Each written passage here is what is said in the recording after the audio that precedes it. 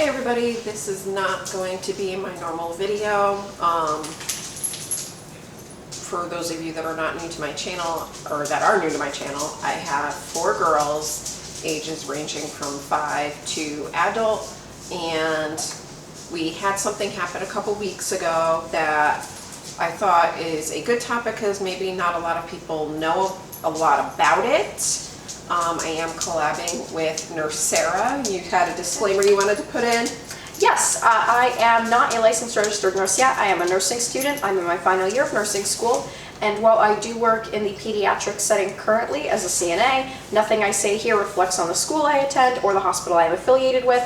And everything I say here is not medical advice. It is just based on the research and what I've learned thus far in both my personal experience and my studies. So if you have any concerns, you should always talk to your pediatrician. Thank you.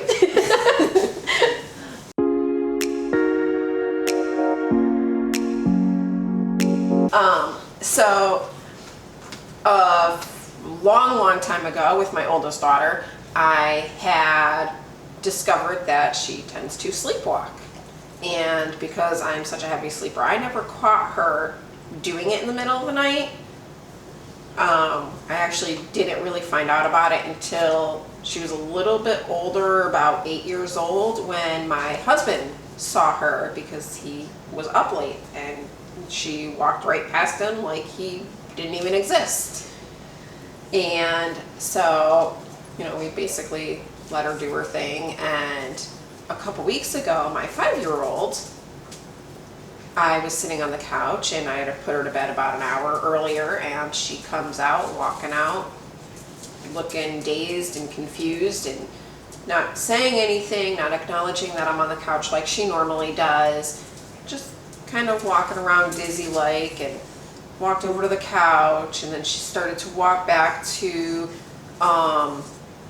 close to my desk, and I had gotten up and simply went over to her, and I didn't say anything out loud, like really loud. I stayed as quiet as I could possibly, and I just quietly whispered in her ear, "Let's go back to bed."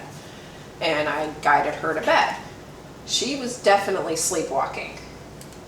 Yes, it is common for children to sleepwalk with their eyes open. It's kind of how they navigate around your house. Part of it, I'd like to think, is attributed to like the muscle memory and the layout of a house. You know, I think we could all walk around our houses in the dark, but a lot of it is the fact that, you know, their eyes are open and their brain can still technically take in that sensory information. So even if their eyes are open, if they are acting dazed, confused, or acting like the whole world doesn't exist, it's entirely possible that they are sleepwalking. And I'd like to note that you did a really good job in getting her back to bed. Well, thank you. So I did have one of my other daughters with me at the time, sitting on the couch, because we were scrolling through TikTok, and I was praying that she wouldn't be like, "Oh, Melanie," like she normally does, and startle her and wake her. Why is it not okay to wake somebody who's sleepwalking? So a lot of the myths about this are actually false if you look into them. It's technically not advised to wake a sleepwalker. The origin of that actually comes from this really ancient belief that if you wake a sleepwalker, they will no longer have a soul when they wake up. It's the belief that your soul leaves your body when you're asleep. So they thought if you wake a sleepwalker, their soul is leaving. And I think this has a lot to do with the way children behave when you do wake them up. So what happens if you wake a sleepwalker? A lot of the times they get really agitated because they're hovering in this stage between light and deep sleep. And you know, if you woke up and you weren't in your bed, wouldn't you be dazed and confused and maybe a little agitated? I don't like being woken up. Nobody likes being woken up, especially not in a strange place we didn't intentionally put ourselves. So they may get agitated, they may become aggressive, they may be extremely confused and disoriented. So all in all, it's generally just best to leave them alone. I would like to debunk the myth that people have a heart attack if you wake them when they're sleepwalking. There's actually no scientific research that I could find to support that claim. So don't worry if your child does accidentally wake up when they're sleepwalking. They're likely not going to have a heart attack, but they may be super agitated and become combative, which is they might start lashing out at things, including you. So it's safest for both yourself, your family, and them if you just gently guide them back to bed. Yeah, it's definitely, I could see where it would be really super scary for them to know that they were already in their bed sleeping and now they're in the living room and they have no idea how they got there. That's pretty scary. I'd be scared to wake up somewhere completely different. So other than just guiding them to bed, what are some other helpful tips? So if somebody, like my oldest daughter who used to do it a few times, what is the best, outside of contacting her pediatrician, because she should always do that, what are some tips for parents? So there's a couple different things you could try for your routine sleepwalker. One is if they don't have a normally established bedtime routine, you definitely want to put one in place. Going to sleep at the same time every night, waking up at the same time every morning, just instilling that good circadian rhythm and that good pattern and the good habits can help. Reducing stress. There's a common belief that children cannot experience stress. They do, especially because children often aren't emotionally developed yet to get a really good grip on those big emotions we all feel. Children can absolutely feel stressed. So reducing stress with relaxing music at bedtime. I know you play your 5-year-old Ocean Sounds every night. Yes. That's a really good thing to do. You can always try meditation with children. It's not hard. Just have them sit still, do some breathing together. Whatever you can do to establish relaxation, normal sleep schedule. Do you find that any of your children went to the bathroom often during their sleepwalking? She walked into the bathroom. My 5-year-old, she walked into the bathroom, didn't do anything, just kind of did a little spin around kind of thing and came back out, went back into her bed. Later that night, she ended up in my bed. I don't know if she sleptwalked in there or if she was awake and walked in there. But when I woke up the next morning, she wasn't there. And I was like, oh my God, where is she? And I went frantically through the house and she was back in her bed and I had found out she had wet my bed. Okay. Is that a common thing for sleepwalkers to wet the bed? Because she hasn't wet the bed in a few years since she was potty training. Yes, it's actually not uncommon. There's an actual name for it. You can look it up. It's called enuresis. It's the phenomenon of wetting the bed. And it is common among sleepwalkers. And the reason I asked about the bathroom is because something else you can do to help prevent sleepwalking is restricting fluids for your child. I am not saying dehydrate them. What I am saying is maybe like an hour before bedtime, tell them to finish their drink and just have that be a nice cutoff point. Because some children will actually sleepwalk and continually go to the bathroom like that. They'll just walk in the bathroom seemingly with no purpose and they'll leave. Or some people have actually been found to use the bathroom while sleeping. So it could be a bladder thing that's triggering the sleepwalking, where their body feels like they have to use the bathroom and for whatever reason they're not fully waking up to do that. So restricting drinks is a good thing to do. If you have teenagers that sleepwalk, it is technically less common, but it could happen. Try to convince them as best you can to lay off the caffeine. Coffees, sodas, those types of things can contribute to sleepwalking. Okay, so when should somebody call their pediatrician if they're that concerned? Oh, and I remember the other thing I wanted to ask. Oh, okay. Which may lead to the pediatrician part. Okay, let's hear it. So there are people that live in neighborhoods still, believe it or not, that you don't have to lock your doors. Oh, I believe it.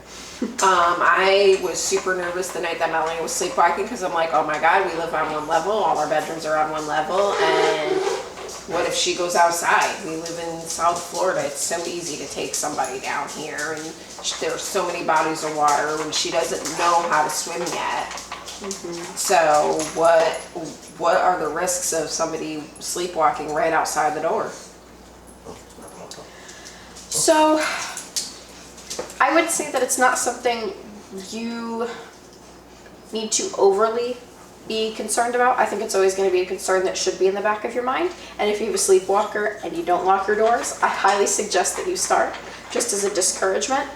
There has been a little bit of study going on about where it is that sleepwalkers go, and some of it has no rhyme, reason, or logic to it. But often, sleepwalkers, their body will operate on a sort of autopilot as well, and they may go to places that they frequent during the day. So you said Melanie came into the living room when you were there. Is that a place she frequents during the day? Absolutely, she's there right now. Absolutely, and I know we talked a little bit about Melanie before we did this whole thing, and you were telling me that you have a back porch that opens up to a backyard that has a body of water nearby, but she doesn't go out there alone generally. No.